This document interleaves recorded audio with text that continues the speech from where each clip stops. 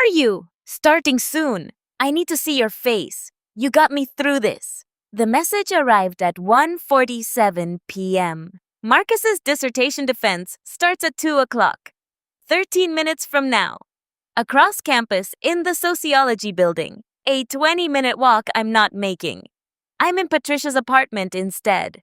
Dr. Patricia Simmons, the woman who sits on his committee, the woman who will vote on whether 7 years of poverty and panic attacks and 300-page drafts become Dr. Marcus Rodriguez or just another failed PhD candidate. My phone buzzes again. Marcus's mom.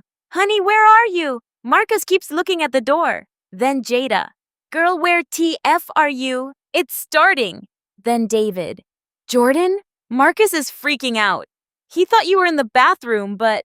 Patricia, I can't call her Dr. Simmons right now. Not when I can still feel her breath on my neck. Stands by the window of her faculty apartment. The one with the view of campus. The one where I can literally see the sociology building from here. You really should go, she says, not looking at me. He needs you there. I don't move. That's the worst part. I know exactly what I'm doing. I know Marcus is in that room right now, straightening his tie for the 100th time, looking at the empty seat in the front row where I promised I'd be. I know his hands are shaking. I know he practiced his opening statement with me 47 times this week. I know he told me last night that he couldn't do this without seeing my face in the audience. And I'm here.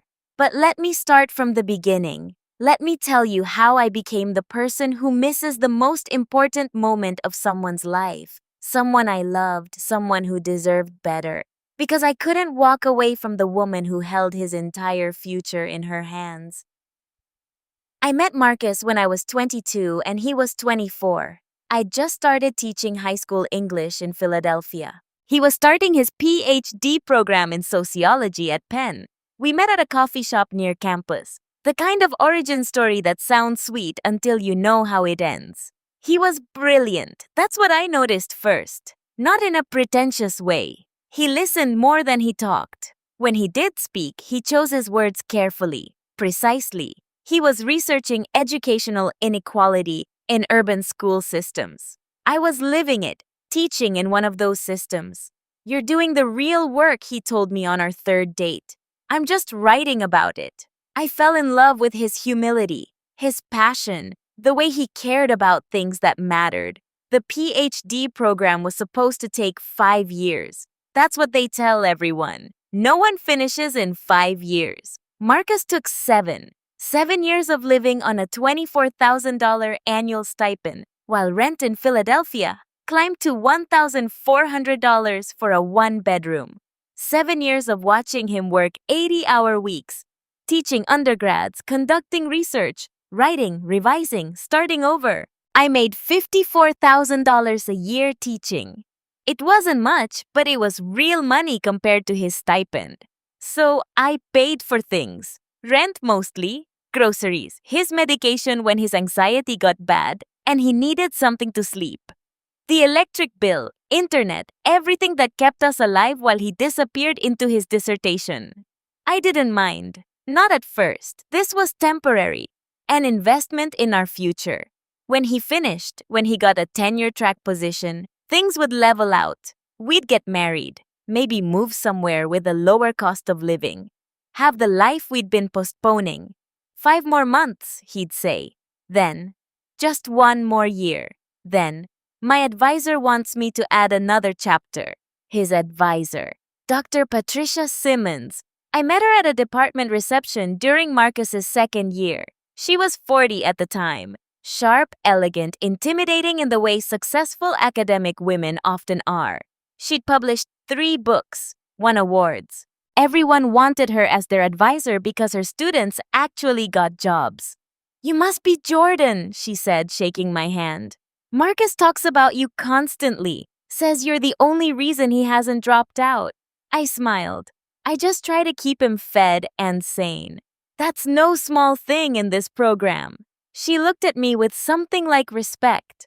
Most partners don't understand what it takes. They get frustrated with the hours, the stress. You seem like you get it.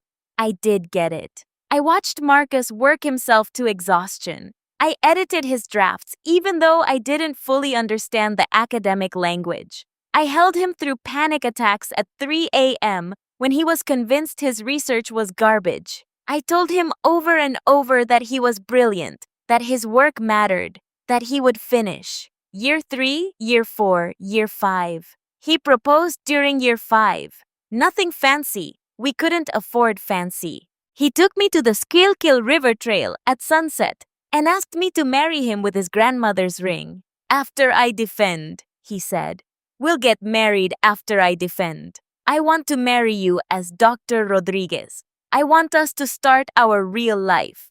I said yes. Of course I said yes. By then, I'd invested 5 years. I loved him. I believed in him. What were 2 more years?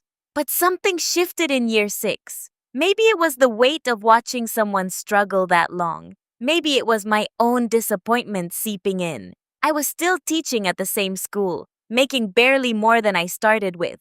No prospect of advancement. Maybe it was just exhaustion. I started noticing other people's lives on social media. College friends who were buying houses, having babies, taking vacations. Meanwhile, I was 30 years old, splitting bills with someone who made $2,000 a month, wearing the same clothes I'd bought 5 years ago. I told myself it was fine. This was the plan: delayed gratification. Investment in the future. Marcus noticed my distance. You okay? He'd ask. You seem somewhere else lately. I'm fine. Just tired. Work stuff. Wanna talk about it? I didn't. How do you tell someone you love that you're tired of sacrificing? That you're resentful even though you know he's working as hard as he can? That you feel like your life is on hold while his inches forward? I started going to therapy. My therapist asked if I'd considered whether I actually wanted this life. The academic spouse life. The moving for tenure-track jobs. The pressure. I don't know, I admitted. I just know I love him. Those can both be true, she said. You can love him and not want this life. I didn't want to think about that. I met Patricia, really met her, at a department holiday party in December, 8 months before Marcus's defense. Year 7 of the PhD. Marcus was networking, trying to make connections for the job market. I stood by the wine table, feeling out of place among all the academics discussing books I hadn't read. Patricia appeared beside me. These things are dreadful if you're not in the field, aren't they? I laughed. Is it that obvious? You have the look of someone counting the minutes until you can leave. She poured herself wine. Marcus says you're a teacher. High school English?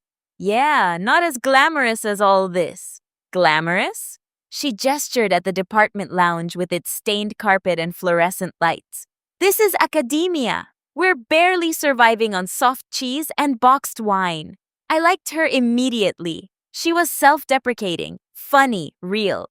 We talked for an hour. About teaching, about how hard it was, about burnout. She asked about my students. Actually listened to my answers. You should come to my office hours sometime, she said as the party wound down. Marcus isn't the only one who deserves support. This process is hard on partners too. No one acknowledges that. I didn't think much of it. Just a nice offer from Marcus's advisor. But 2 weeks later, when Marcus was spiraling about his literature review, and I was exhausted from holding him together, I remembered her offer. I emailed her. Dr. Simmons, would that coffee offer still stand? I could use someone who understands this world to talk to. She responded within an hour. Patricia, please. And yes. Tomorrow at 3? We started meeting for coffee every few weeks, just to talk. She asked about my life, my work, my feelings about Marcus's program. She understood in a way my non-academic friends didn't. It's martyrdom, she said one afternoon in January. That's what they expect from PhD partners, especially women partners. Sacrifice everything, demand nothing, be grateful when he finally succeeds. I don't feel like a martyr, I said, but I did. A little. You've put your life on hold for 7 years. You're not married yet because he wanted to wait. You're paying his bills. You can't move, can't make career changes, can't plan anything because his timeline is uncertain. That's martyrdom, Jordan. I'd never had anyone validate it before. Marcus's friends in the program just praised me for being supportive. My friends outside didn't understand why I stayed, but Patricia understood both worlds. I'm not saying leave him, she added. I'm saying acknowledge what you're giving up. Allow yourself to feel frustrated. You're human. I started looking forward to our coffee meetings. She was easy to talk to, sophisticated. She'd traveled everywhere, read everything, had opinions about things I'd never considered. She made me feel interesting, intelligent, like I was more than just Marcus's supportive girlfriend. In February, she invited me to a faculty reading at a bookstore downtown. Just a casual thing, several professors reading their work. Marcus was busy with data analysis. Patricia texted, "Come anyway, you might enjoy it." I went. The reading was pretentious, exactly what you'd imagine. But afterward, we got wine at a bar nearby and talked for hours. About books, about life, about whether we're defined by our choices or our circumstances. "You're more well-read than half my PhD students," she said. "Why didn't you pursue graduate school?" "Money," I said. "I needed a job. And honestly, I didn't want the poverty." I watched Marcus struggle and thought, not for me. "Smart." She finished her wine. "Sometimes I think we're all idiots for choosing this life. There's no money, no security. We sacrifice everything for the prestige of having doctor in front of our names." "But you love it," I said. "Your work matters." "Maybe." She looked at me differently then. Or maybe we just convince ourselves it matters so we don't feel like we wasted our lives. Something shifted that night. I felt it. In the way she looked at me, in the silence that fell between us, that wasn't uncomfortable. I went home to Marcus, who barely looked up from his laptop. "How was your night?" "Fine. Boring reading." He didn't ask anything else. March. Patricia invited me to her apartment for the first time. She was hosting a small dinner party. A few faculty members, a couple of graduate students. Marcus was invited too, but declined, too overwhelmed with his dissertation. "You should go," he said. "Someone should represent us. Make a good impression." I went alone. The apartment was beautiful. Faculty housing on campus, but the kind reserved for distinguished professors. High ceilings, built-in bookshelves, a view of the quad. The kind of place I'd never afford on a teacher's salary. Patricia introduced me to everyone as Marcus's incredibly patient partner, who's been keeping him alive through this process. They all laughed knowingly. Several told their own stories of PhD partners who'd left them. "You're a saint for sticking around," one professor said. "She's more than that," Patricia said. "She's brilliant in her own right. Don't reduce her to supportive girlfriend." I felt seen in a way I hadn't in years. After dinner, after everyone left, I helped her clean up. We finished the wine, talked about everything and nothing. She put on music, something jazz and low and intimate. "Can I tell you something?" she said. "And you won't take it the wrong way?" "Sure. I think Marcus takes you for granted." She said it gently. "I see how hard you work to support him, how much you sacrifice, and he just expects it, like it's your job to hold him together. He's under a lot of stress. So are you." She moved closer. "But no one's taking care of you. You're just supposed to be endlessly supportive, endlessly patient. Who's asking what you need?" My throat tightened.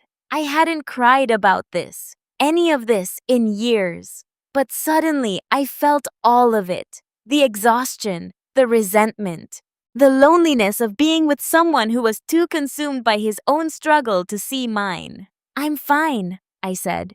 "Jordan."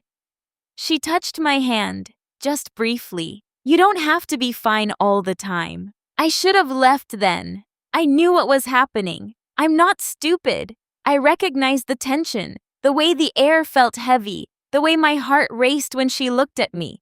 But I didn't leave. We talked until 2 a.m. I texted Marcus that I'd crashed at a friend's place because I'd had too much wine. He responded, "Okay, good night. Not, are you safe? Not, want me to come get you?" Just acknowledgement. I slept on Patricia's couch. Nothing happened. Not that night. But something had started. And part of me, the part that was tired of being invisible, tired of sacrificing, tired of waiting for my life to start, wanted it too. April. Marcus was deep in revisions. His defense date was set for September 15th.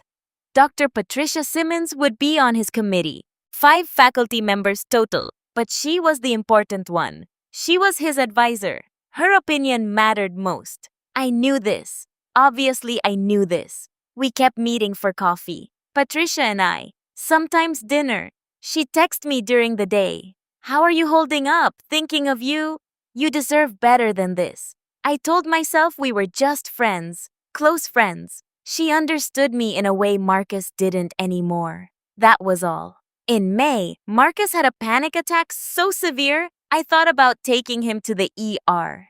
He was hyperventilating, convinced his dissertation was worthless, that he'd wasted 7 years, that he'd never finish. I held him while he sobbed. "You're going to finish. You're brilliant. Your work is important. What if I fail the defense? What if they tear it apart?"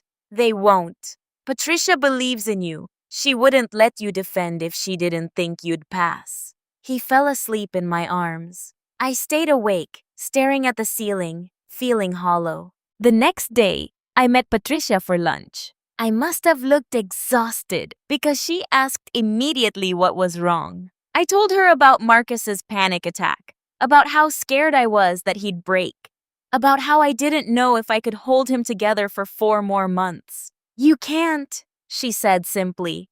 "Jordan, you're burning out. This isn't sustainable. I just need to get him through the defense." "And then what? You think it gets easier? He'll go on the job market. That's a whole new stress. Then tenure pressure. Academia doesn't stop demanding everything. It just changes what it's demanding." "I know that. Do you want that life?" I didn't answer. She reached across the table and took my hand, right there in the restaurant. "You deserve to be more than someone's support system." I pulled my hand back, not because I wanted to, because I knew I needed to. "I should go. Jordan, I need to keep some boundaries here. You're his advisor. This is complicated." "I know it's complicated." She looked at me with an intensity that made my stomach flip. "I'm not trying to complicate your life. I care about you, more than I probably should." There it was, finally spoken out loud. "Patricia, I'm with Marcus. Are you? Or are you just too invested to leave?" I left without answering. But I didn't stop seeing her. That's the thing I can't explain without sounding exactly like what I am. Someone who made the wrong choice over and over until it became too late. I told myself we were friends, that I could manage this, that I was strong enough to have this connection without it becoming something else. June, July, August. Marcus worked constantly, barely slept, lost 15 pounds because he forgot to eat. I nagged him to take care of himself while I spent 3 evenings a week with Patricia. We went to museums, art galleries, dinner at nice restaurants, the kind Marcus and I couldn't afford. She paid for everything. "My treat," she'd say. "You deserve to be taken care of for once." She bought me books, asked about my day, listened when I talked about my students, my frustrations with teaching, my dreams I'd set aside, made me feel like I mattered, as more than just Marcus's girlfriend. "You're remarkable," she told me one night in July. "You know that, right? You're not just smart. You're insightful, empathetic, real. That's rare." "Patricia, I know this is inappropriate. I know you're with Marcus. I know I'm on his committee. I know all of it." She looked at me. "And I can't help it. I haven't felt this way about anyone in years." I should have ended it, right then. Should have said this couldn't continue, that I needed to focus on Marcus, that this was wrong on every level. Instead, I kissed her. It happened at her apartment, mid-July. Marcus was at a conference in Chicago. 3 days of networking and presentations. He'd asked me to come, but I said I couldn't miss work. Summer school session. I wasn't teaching summer school that year. Patricia invited me over for dinner. Just as friends, she said. I know we need to be careful. I went. We cooked together, drank wine, pretended this was normal, sustainable, innocent, put on music, danced in her kitchen, ironic, playful at first, then not playful at all. She pulled me closer. Tell me to stop. I didn't. The line was crossed. Everything changed. We both knew what was happening, what it meant, what I was choosing in that moment. I went home the next morning to an apartment that felt emptier than it had before. Marcus would be back that evening. I showered, changed the sheets on our bed, tried to wash away the evidence of who I'd become. When Marcus got home, exhausted and wired from the conference, he hugged me. I missed you so much. 3 days felt like forever. I missed you too. I said it automatically. Maybe I even meant it. You can love someone and still betray them. That's what I was learning. It's not mutually exclusive. 2 months until the defense, he said. Then our life starts. I nodded against his shoulder, felt him relax into me, knew I was the worst kind of person.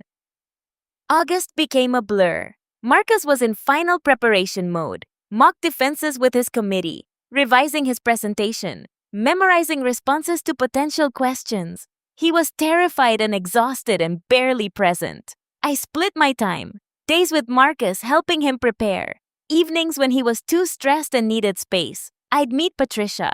We were careful, never on campus where someone might see, always at her apartment or restaurants far from Penn. This can't continue after his defense, Patricia said one night. You know that, right? We have to figure this out. I know. Are you going to leave him? I don't know. After the defense. I can't do it before. He needs me right now. She looked at me strangely. You're going to wait until after the most important moment of his life. Let him think everything's fine. Let him succeed with your support. And then leave? What else can I do? Destroy him right before his defense? You could end this with me. Choose him clearly. Is that what you want? She didn't answer. Neither did I. We were both complicit in this. Both making choices we knew were wrong. Both telling ourselves we'd figure it out later.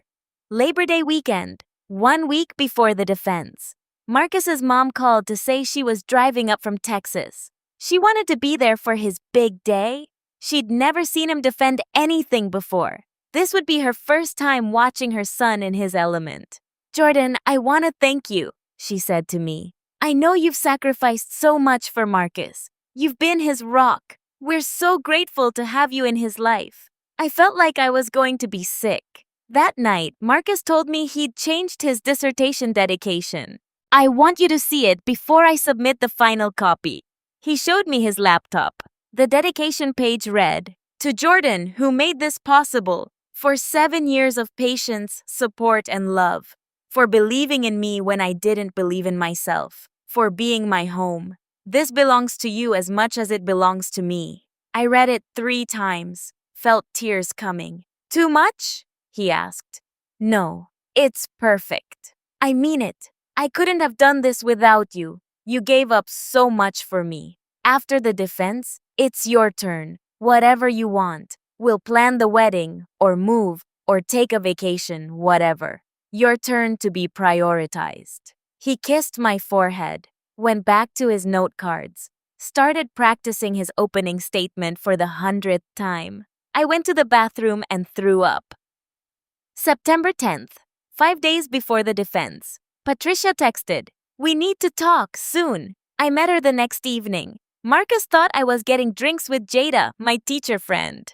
Patricia looked stressed, not her usual composed self. I can't do this anymore, she said. I can't sit on his committee and vote on his dissertation knowing I'm sleeping with his girlfriend. It's unethical. It's a conflict of interest. If anyone found out, no one will find out. Jordan, this is serious. I could lose my job. He could lose his degree. Do you understand that? If this comes out, they might invalidate his PhD. 7 years of work, gone. I hadn't thought about that. Somehow, in all of this, I hadn't considered that I could take everything from him. Not just our relationship, but his degree, his career, his future. Then we have to stop, I said, until after the defense. And then what? I don't know. I need time to think. You're going to let him defend, let him pass, let him celebrate. And then what? Tell him you're leaving? Tell him you've been sleeping with his advisor? Put that way, it sounded even worse than it was. I don't know what else to do, I whispered. She softened. I'm not trying to pressure you.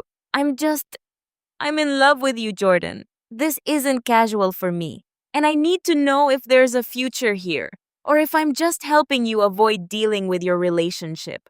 I care about you. That's not an answer. It's the only answer I have right now. We sat in silence. Finally, she said, 5 more days. Get him through the defense. Then we figure this out. But Jordan, we have to figure this out. This can't be indefinite. I agreed. 5 more days. I could be supportive for 5 more days. I could be the girlfriend Marcus needed me to be. After that, I'd deal with the consequences of everything I'd done. September 14th, the night before the defense. Marcus couldn't eat dinner. His hands shook when he tried to hold his fork. What if I freeze? What if someone asks a question I can't answer? You know this material better than anyone. You've been living it for 7 years. Patricia's going to be there. Dr. Henderson, Dr. Wu, they're going to tear it apart. That's what they do in defenses. Patricia believes in you. She wouldn't let you defend if she didn't think you'd pass. Using her name felt like swallowing glass. We went to bed early. He couldn't sleep. I held him until he finally passed out around 2 a.m. I lay awake staring at the ceiling, my phone next to me on the nightstand. Patricia had texted earlier.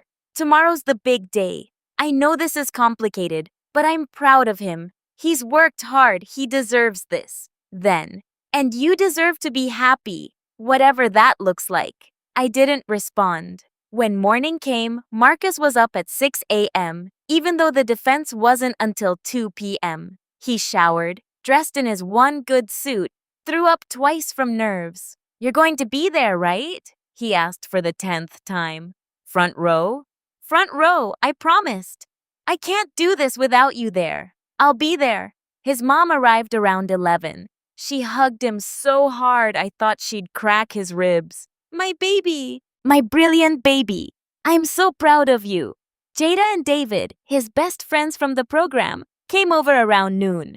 They were presenting him with a card signed by everyone in the cohort. Inside, congratulations, Dr. Rodriguez, with a cartoon drawing of him in a graduation cap. Don't jinx it, Marcus said, but he was smiling. At 1 o'clock, we all started walking to campus.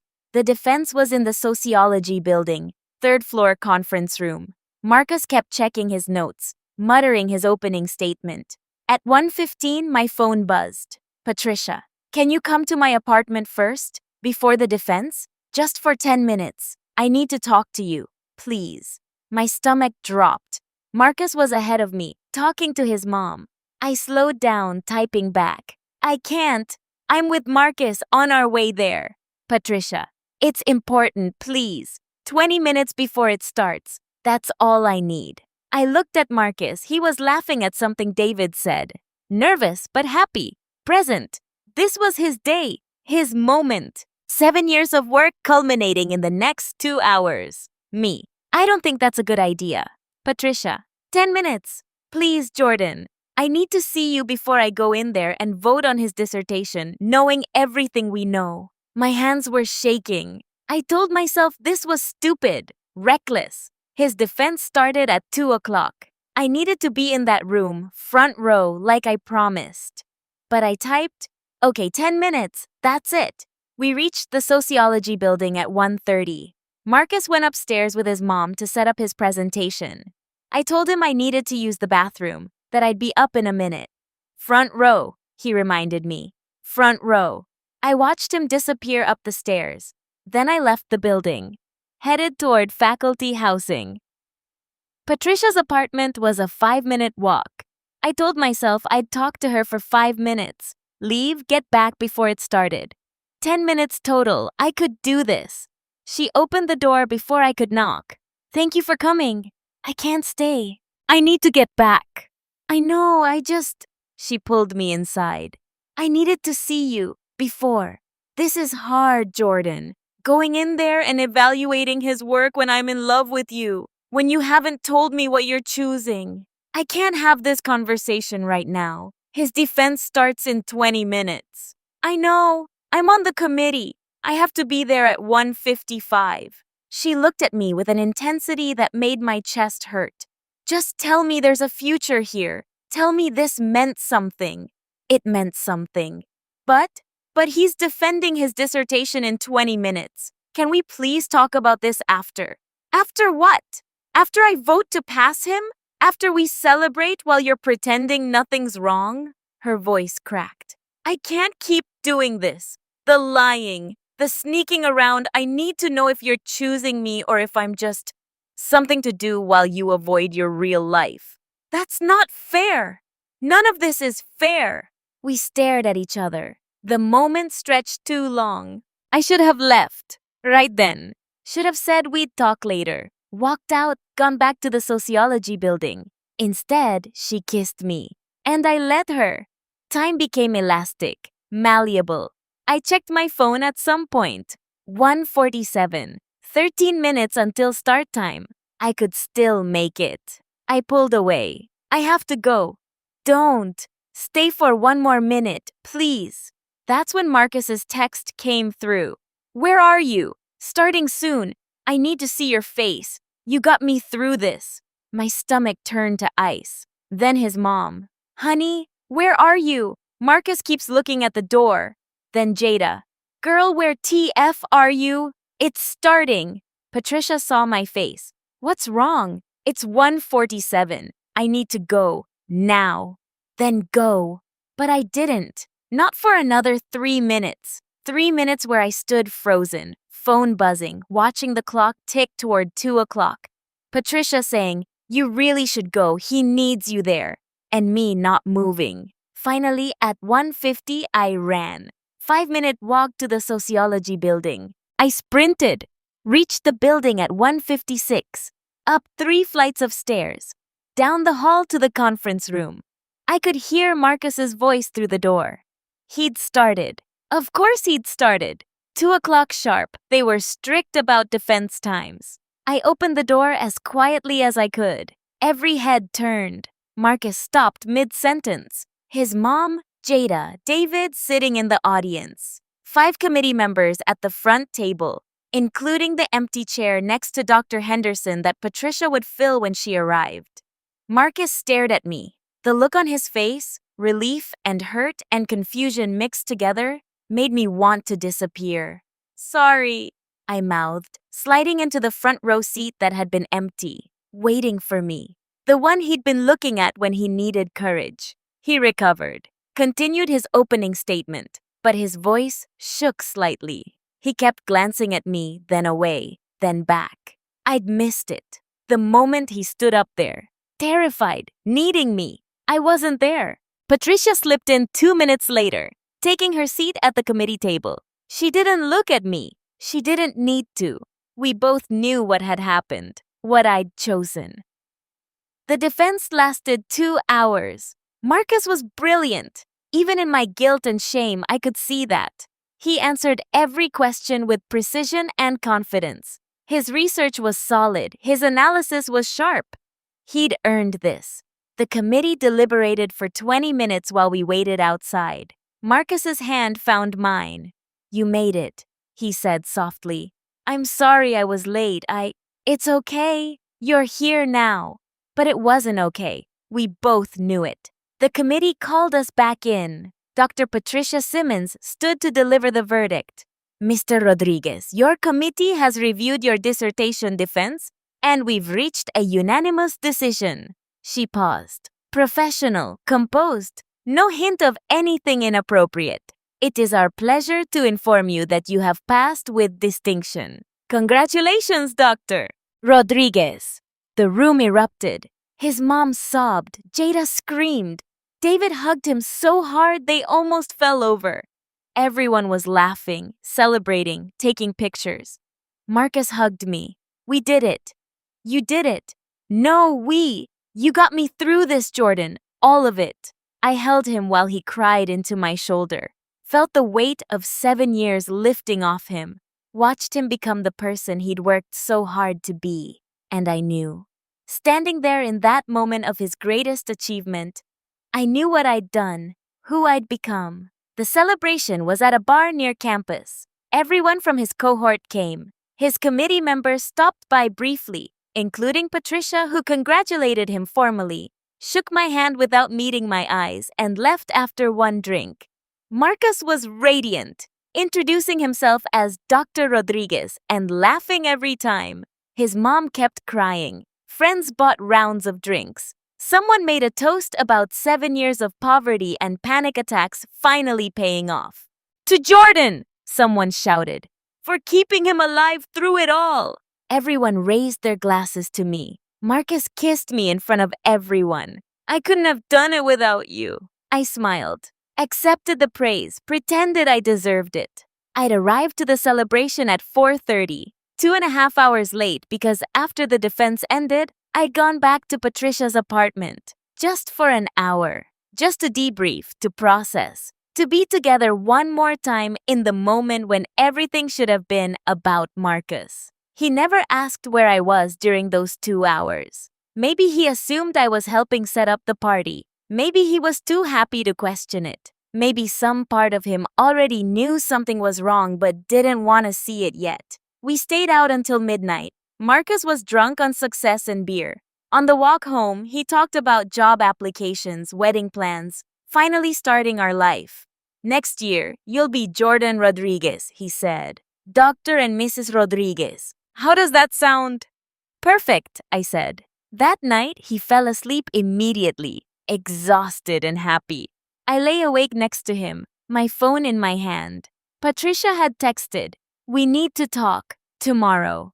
I knew what was coming, the ultimatum, the choice I couldn't avoid anymore. I typed, "I can't do this anymore. I'm sorry. I need to try to make this work with him."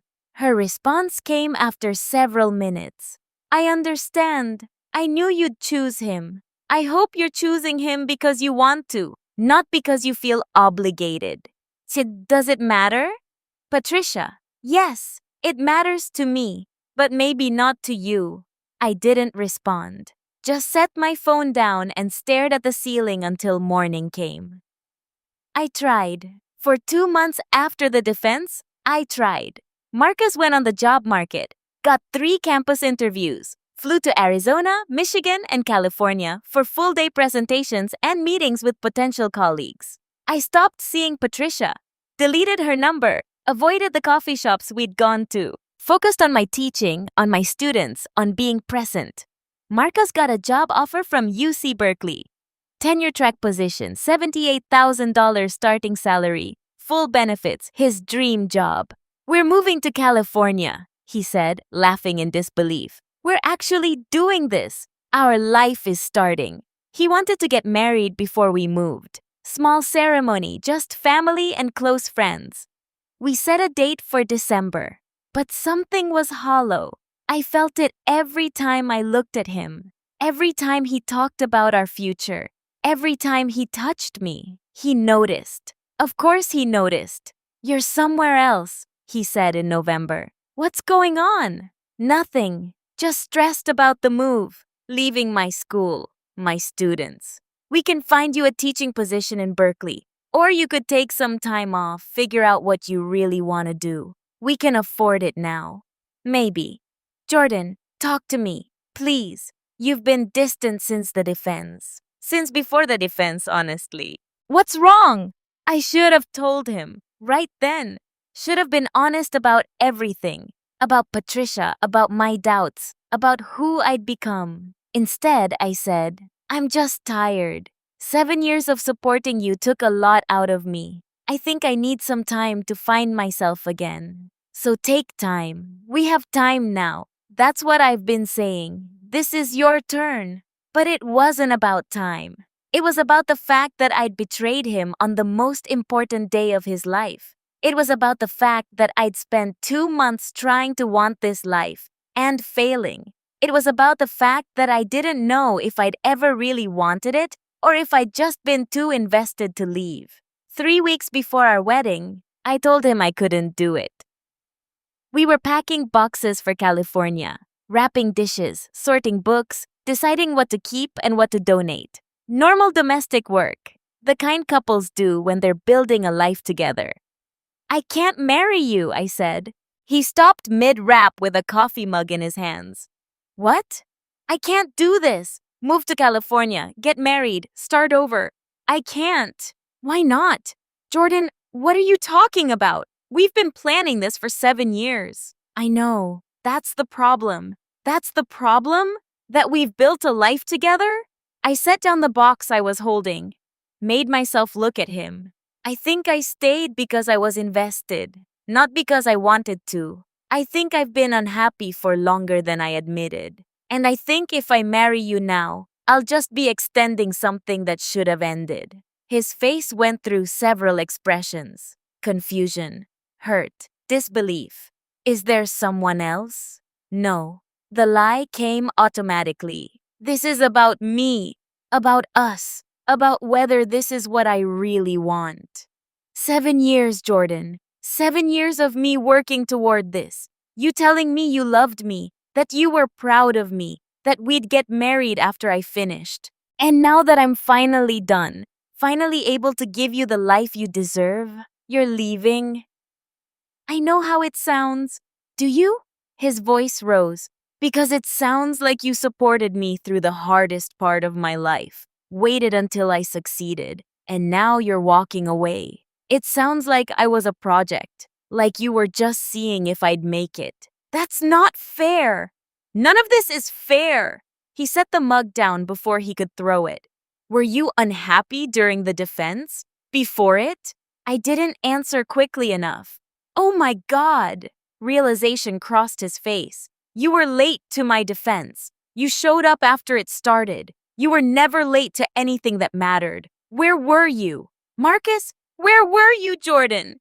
I was with Patricia. The silence was deafening. Patricia? Dr. Simmons, my advisor, Patricia? I nodded. He sat down, stood up, sat down again. You were with my dissertation advisor while I was defending? While I was standing in that room terrified, looking for you, needing you, you were with her. It wasn't like that. Then what was it like? Explain it to me. Make it make sense. We'd been talking for months about the stress, about the program, about everything.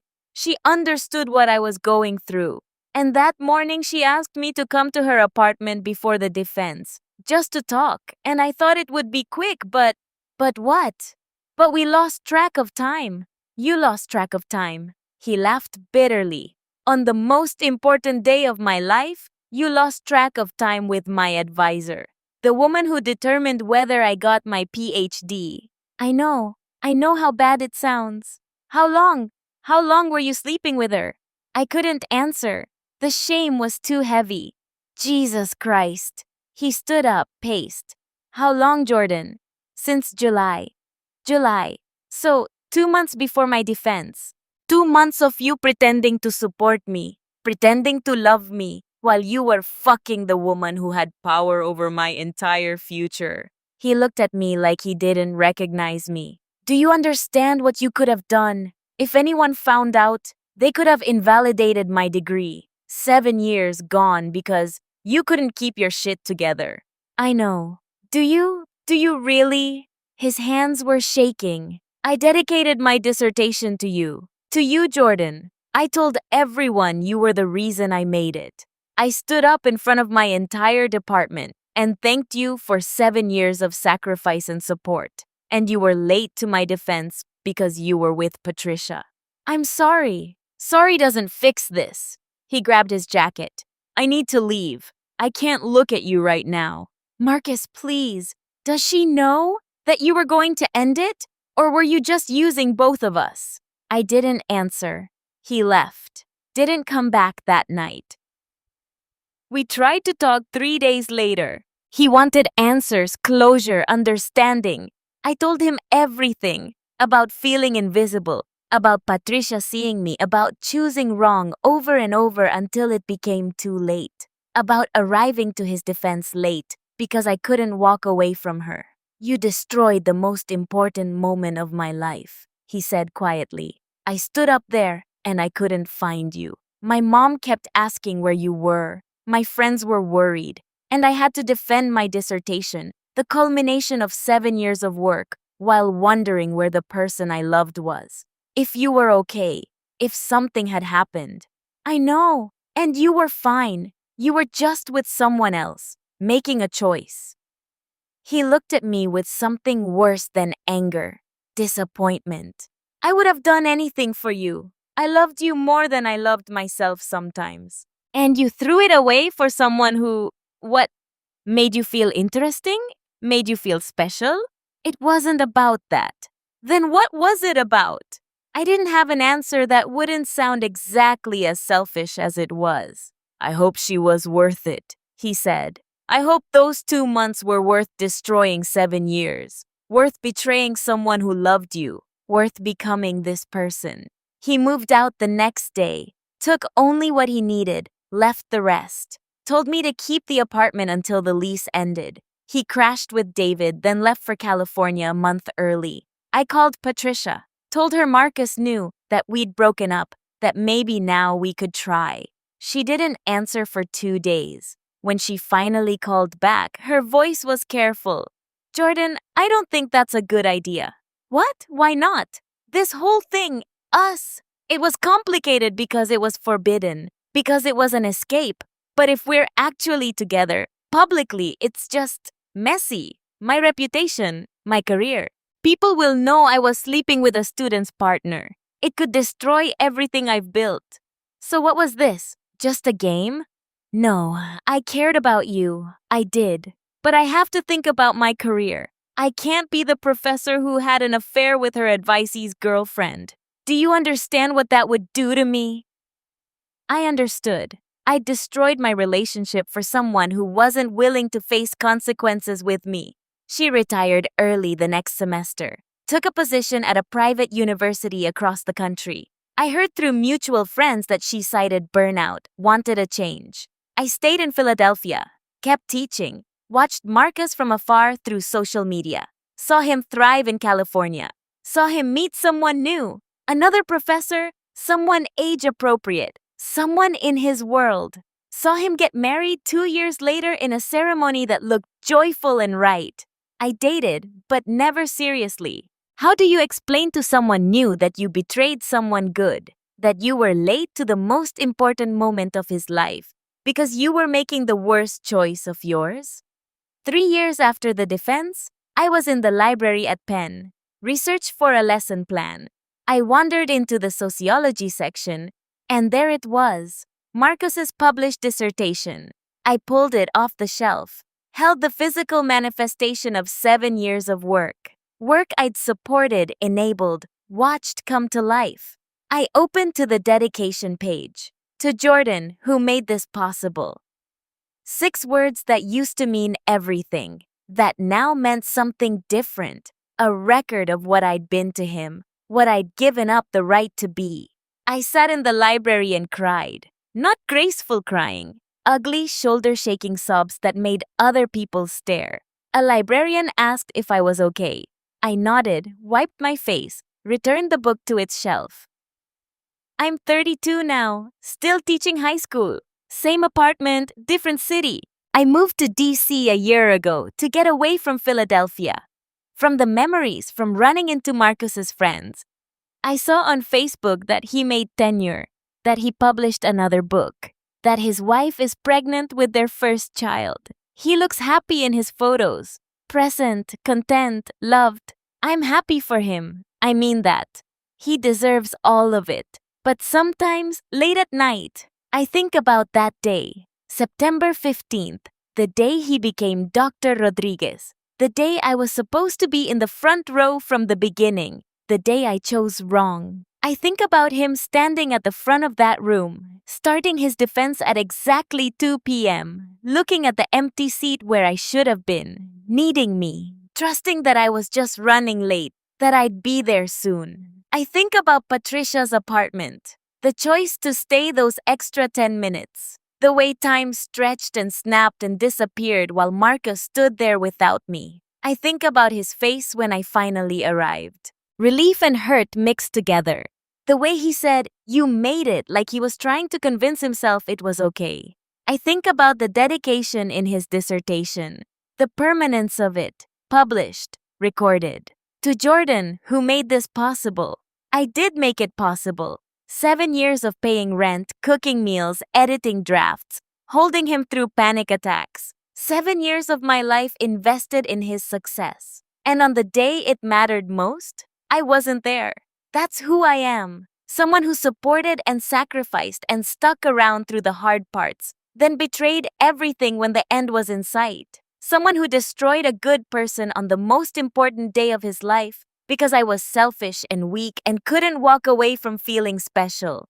I tell myself I've learned from it, that I'm different now, that I wouldn't make the same choices. But I don't know if that's true. I don't know if I'm actually different, or if I just haven't had the opportunity to prove I'm not.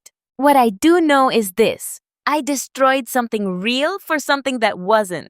I was late to the most important moment of someone's life because I was with his advisor, the woman who held his future in her hands. I let him stand up there alone, terrified, looking for me. And when he passed with distinction, when he became Dr. Rodriguez, when he achieved everything he'd worked for, I wasn't really there, not fully, not honestly. He thanked me in front of everyone, dedicated his life's work to me, told the world I made it possible, and I was texting the woman I was sleeping with, planning when I could see her again. That's who I am. I have to live with that now. The dedication is published, permanent, a record of what I was to him and what I destroyed.